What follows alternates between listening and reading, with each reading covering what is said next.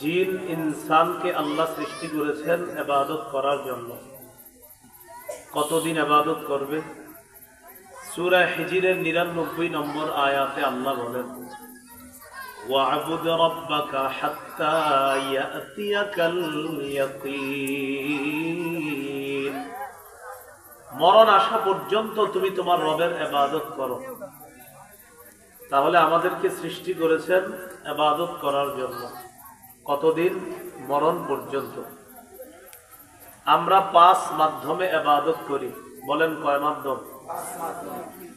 1 নম্বর কলব দিয়ে ইবাদত করি, 2 মুখ দিয়ে ইবাদত করি, 3 শরীর দিয়ে ইবাদত করি, 4 টাকা পয়সা দিয়ে ইবাদত করি, 5 শরীর এবং টাকা পয়সা দিয়ে ইবাদত করি। সাধারণত এই 5 মাধ্যমে আমরা ইবাদত করি।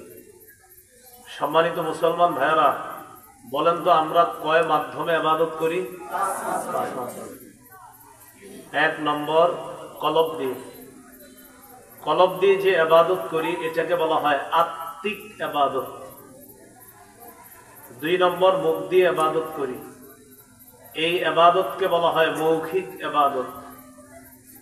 3 নম্বর শরীর দিয়ে ইবাদত করি, এই ইবাদতকে বলা হয় শারীরিক ইবাদত। 4 নম্বর টাকা পয়সা দিয়ে ইবাদত করি, এটাকে বলা হয় আর্থিক ইবাদত। 5 নম্বর টাকা পয়সা এবং শরীর দিয়ে ইবাদত করি, এটাকে বলা হয় আর্থিক এবং শারীরিক ইবাদত। বলেন তো কলব দিয়ে যে ইবাদত করি এটাকে কি বলা হয়? আত্মিক। আত্মা থেকে আত্মিক ইবাদত। মুখ দিয়ে যে ইবাদত করি এটাকে কি বলা হয়? মৌখিক ইবাদত। শরীর দিয়ে যে ইবাদত করি এটাকে কি বলা হয়? শারীরিক ইবাদত। সম্পদ দিয়ে যে ইবাদত করি এটাকে বলা হয় আর্থিক ইবাদত। শরীর এবং সম্পদ দিয়ে যে ইবাদত করি এটাকে বলা হয় আর্থিক এবং শারীরিক ইবাদত। আল্লাহ আমাদেরকে মনে রাখার তৌফিক দান করেন। আমিন।